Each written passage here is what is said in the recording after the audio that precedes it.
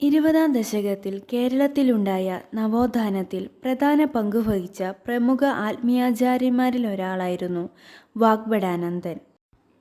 കണ്ണൂർ ജില്ലയിൽ പാട്യം ഗ്രാമത്തിലെ വയലേരി എന്ന ഒരു തീയർ തറവാട്ടിലായിരുന്നു ജനനം. പിതാവ് കോരൻ ഗുരുക്കൾ, മാതാവ് ചീരുവമ്മ. വയലേരി കുഞ്ഞിക്കണ്ണൻ ഗുരുക്കൾ എന്നതായിരുന്നു പൂർവാശ്രമത്തിലെ പേര്. വാഗ്ഭടാനന്ദ ഗുരു എന്ന പേരിലും ചിലർ വിളിച്ചിരുന്ന വാഗ്ഭടാനന്ദൻ മലബാറിലെ ഒരു പ്രധാന സാമൂഹിക പരിഷ്കർത്താവാണ്. ഹിന്ദുമതത്തിനുള്ളിൽ നിലനിന്നിരുന്ന അന്ധവിശ്വാസങ്ങളെയാണ് ഇല്ലായ്മ ചെയ്ത് അതിലെ വിശ്വാസങ്ങളെയും ആചാരങ്ങളെയും കാലത്തിനനുസരിച്ച് പരിഷ്കരിക്കാൻ ശ്രമിച്ച ഒരു വ്യക്തി കൂടിയാണ് വാഗ്ഭടാനന്ദൻ. വി കെ ഗുരുക്കൾ അഥവാ വയലേരി കുഞ്ഞിക്കണ്ണൻ ഗുരുക്കൾ എന്ന പേരിൽ അറിയപ്പെട്ട നവോത്ഥാന നായകനാണ് വാഗ്ഭടാനന്ദൻ.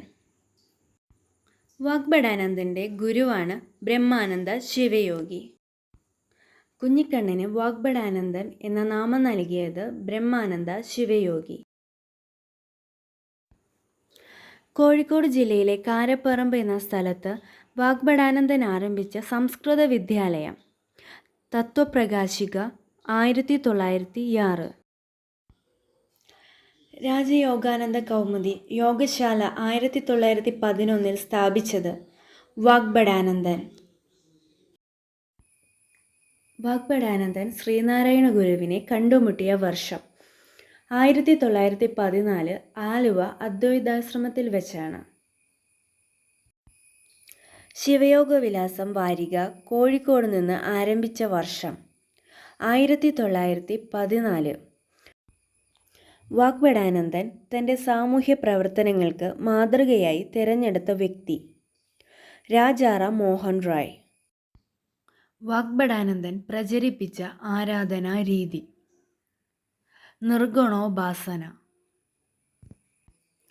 വാഗ്ഭടാനന്ദൻ വിശ്വസിച്ചിരുന്ന ദർശനം അദ്വൈത ദർശനം.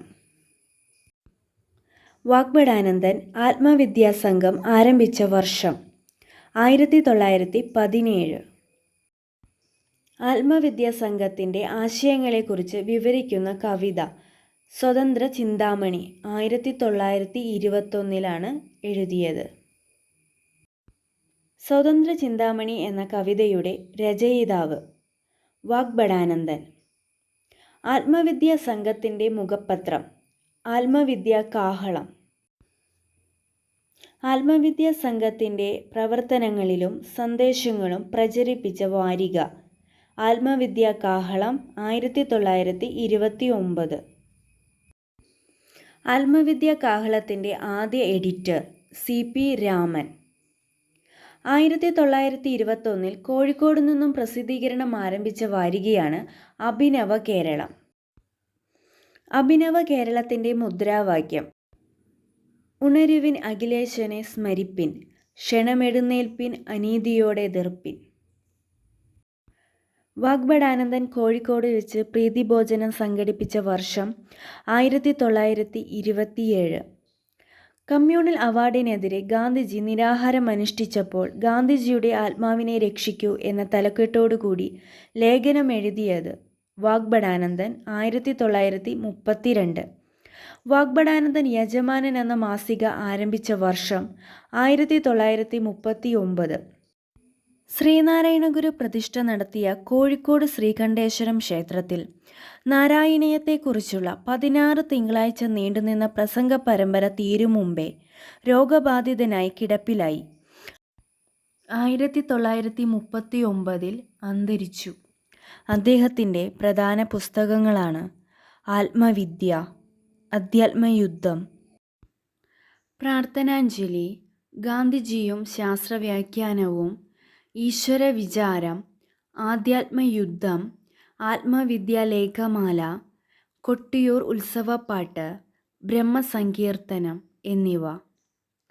അദ്ദേഹത്തിൻ്റെ പ്രധാന മാസികകളാണ് ശിവയോഗ വിലാസം 1914, അഭിനവ കേരളം 1921, ആത്മവിദ്യാ കാഹളം 1929, യജമാനൻ 1939.